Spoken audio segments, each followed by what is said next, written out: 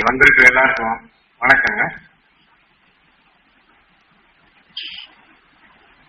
நம்ம ஞானகுரு அவர்களும் சரி, மாமகரிஷி ஈஸ்வராய குருதேவரும் சரி, நமக்கு எல்லாருமே தெரிஞ்ச விஷயம்தான். அவங்க யாருமே அந்த அளவுக்கு படிச்சவங்க இல்லை. நம்ம எல்லாருமே படிச்சிருக்கிறோம். சாமிகள் கூட ஊடகங்கள் படிச்சிருக்கிறாங்க. ஈஸ்வர பற்று அது கூட படிக்கல. நம்ம குருநாதர் அடிக்கடி எல்லார்கிட்டையும் சொல்லக்கூடியது ரெண்டு விஷயம் சொல்றாரு. எவ்வளவு சொல்லி இருக்கிறாரு, எனக்குள்ள பதிவானது சொல்றேன். எதை எடுத்தாலும் எப்ப எடுத்தாலும் என் குருநாதர் இட்ட கட்டளைப்படி, என் குருநாதர் காட்டிய அருள்வழிப்படி, மாமகரிஷி ஈஸ்வராய குருதேவர் காட்டிய அருள்வழிப்படி, என் குரு சொன்ன முறைப்படி இப்படின்னு சொல்றாரு. சரி, அவரு கட்டளைப்படி என்ன சொல்ல வர்றாரு அப்படின்னு சொன்னா, நான் ஒவ்வொரு உயிரையும் கடவுளா ஆண்டவனா பார்க்கிறேன். அதே சமயத்துல ஆண்டவன் வீட்டில் இருக்கக்கூடிய ஆலயமாத்தான் உங்க உடலை நான் பார்க்கிறேன். இப்ப சாமி கூப்பிடுறாங்க, திருமங்கலத்தை சேர்ந்த இன்னொரு பேர் சொல்றாங்க. ஆனா ஈஸ்வர பற்றி சாமிக்கு சொல்லி கொடுத்தது யார் யாரு, எந்த ஊருக்காரங்க, என்ன பேரு. ஏன்னா நம்ம எல்லாருமே அரசு வழியில வந்திருக்கிறோம். அரசு உணர்வுகள் தான் நமக்குள்ள இருக்கு. இந்த அரசு உணர்வுகளோடு இருக்கப்பட போகும்போது நம்மளால ஞானிகள் உணர்வை அல்லது மெய் உணர்வுகளை பெறுவது என்பது கொஞ்சம் சிரமம் தான். ஏன்னா நம்ம கேள்வி கேட்போம், கேள்வி கேட்டு உண்மையை தெரிஞ்சுக்கிறோம். ஆனா அதன்படி பின்பற்றுவோமானா கொஞ்சம் கம்மி தான். சாமி உயிரே கடவுளுங்கிற தத்துவத்தை இன்னைக்கு நேற்று சொல்லலாம். 50 வருஷமா 60 வருஷமா தான் சொல்லிட்டு இருக்கிறாங்க. இப்ப நீ சொல்றத யாரும் தவறா நினைச்சுக்கிற கூடாது. தவறாம என்ன வேண்டியது இல்லை, இருந்தாலும் சொல்றேன். நம்ம எல்லாருமே ஓம் ஈஸ்வரா குருதேவா, ஓம் ஈஸ்வரா குருதேவான்னு சொல்றோம், ஈஸ்வரான்னு சொல்றோம், உயிர்னு சொல்றோம், சொல்லிட்டே தான் இருக்கிறோம். ஆனா இப்ப இங்க சாமி இல்ல, கண்ணுக்கு முன்னாடி இல்ல.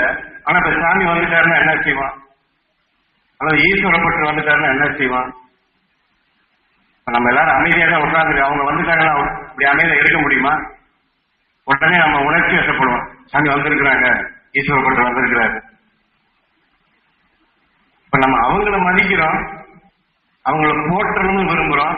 இன்னும் ஒரு சில பேர்லாம் கூட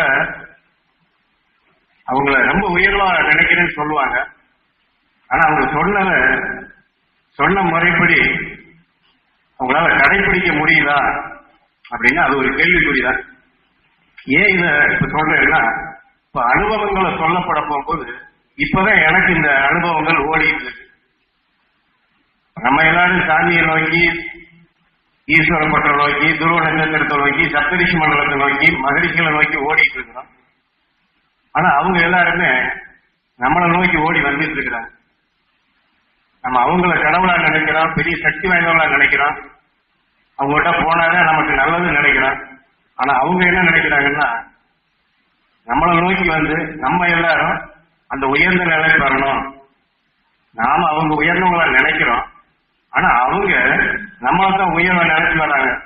நம்மள இப்ப நான் சொன்னேன் பாத்தீங்களா, எந்த ஊருக்காரு, அவர் பேர் என்ன செஞ்சிட்டு இருக்கிறாரு, இது அரசு உணர்வு. அவங்கள பொறுத்தளவு இந்த உயிர் அப்படிங்கிறது விண்ணில தோன்றிய ஒரு சக்தி வாய்ந்த வித்து. ஒரு விவசாயிக்கு அந்த வித்து விளைஞ்சி நல்ல மகசூல் கொடுக்கணும்.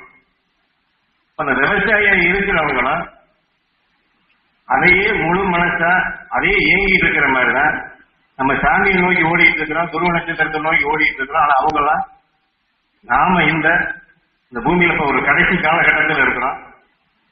இந்த காலகட்டத்துக்குள்ள நம்ம எல்லாரும் அந்த முழுமையான நிலை பெறணும்னு சொல்லி அவங்க எல்லாரும் நம்மளைத்தான் வணங்கிட்டு இருக்கிறாங்க, நம்மளைத்தான் உயர்வா நினைச்சிட்டு இருக்கிறாங்க. இந்த அடிப்படையில தான் சாமி அடிக்கடி சொல்றது, என் குருநாதர் கிட்ட கட்டளை, என் குருநாதர் கிட்ட ஆணை, ஆணைப்படி உங்க உயிரை கடவுளா மதிக்கிற. சும்மா மதிக்கல, சும்மா இப்ப எனக்கு உதவி செய்வாரு இல்லை இவர் எனக்கு உதவி செஞ்சாரு அப்படின்னு அரச உணர்வுலையோ அல்லது நம்ம பக்தி கொண்ட நிலையில அவங்க பார்க்கலாம். இப்ப அவர் என்ன சொன்னாரோ, அவர் எதை செயல்படுத்தினாரோ அதையே தான் நாமளும் செய்யணும். இப்ப இப்ப எனக்கு அந்த உணர்வு இப்பதான் ஓடிட்டு இருக்கு. இப்ப பாக்குறவங்க கேட்கிறவங்க எனக்குள்ள மனசுக்குள்ள நினைவு வருது. எந்த இடத்துக்கு போனாலும் கண்ணுக்கு முன்னாடி மனிதர்களாவோ மற்ற நிலைகளாவோ தெரியாதபடி அந்த உயிருடைய உணர்வு, அவங்க உண்மையிலே கடவுள் ஆண்டவன். இப்ப பக்தியில் இருக்கிறவங்களுக்கு இந்த இடத்துல திடீர்னு கடவுள் வந்துட்டா எப்படி இருக்குமோ ஒரு உயர்ந்த உணர்வு வரும், ஒரு மகிழ்ச்சியூட்டு உணர்வு வரும். ஏன்னா இன்னைக்கு எல்லா சாஸ்திரங்களும் அதை தான் காட்டிட்டு இருக்குது.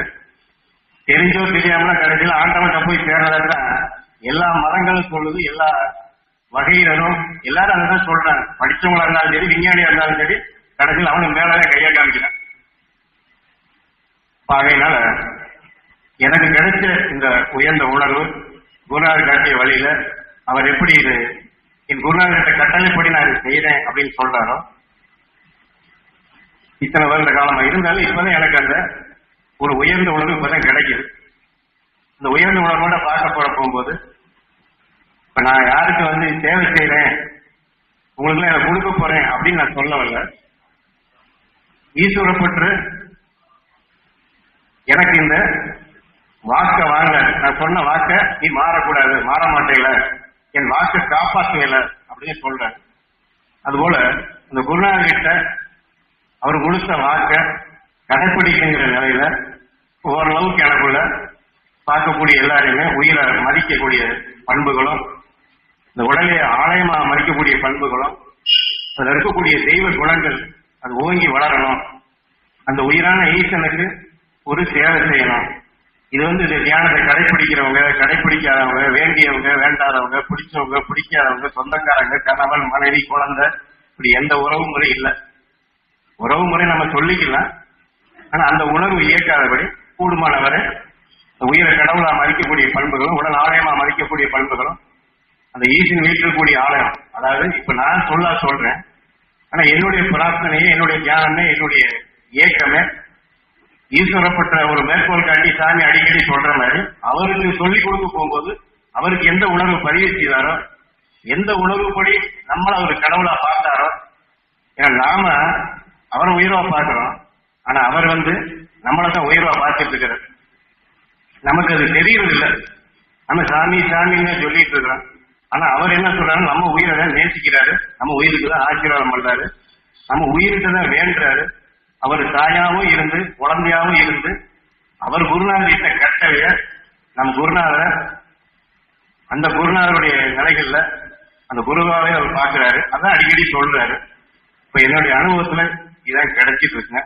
அதனால அந்த குரு காட்டிய அலுவலியில ஈஸ்வரப்பட்டருடைய அந்த உயர்ந்த உணர்வுகளை, மகிழ்ச்சியுடைய உயர்ந்த உணர்வுகளை, தாய் கருவி பெற்ற பூர்வ புண்ணியத்தினால இந்த மாதிரி ஒரு சந்தர்ப்பத்தில் நமக்கு இதெல்லாம் உருவாகி கொடுத்த அந்த நிலைகளை உயர்வாய் எண்ணி அந்த ஈசனுக்கு செய்யக்கூடிய சேவையா, ஈசன் வீட்டுக்கூடிய ஆலயம் புனிதம் பெறணும், அந்த உயிரோடு ஒன்றணும், அந்த உயிர் வேறல்ல நாம் வேறல்ல என்ற நிலையை அடைய வேண்டும் என்று வேண்டிக் கொண்டு நிறைவு செய்யும். வணக்கம்.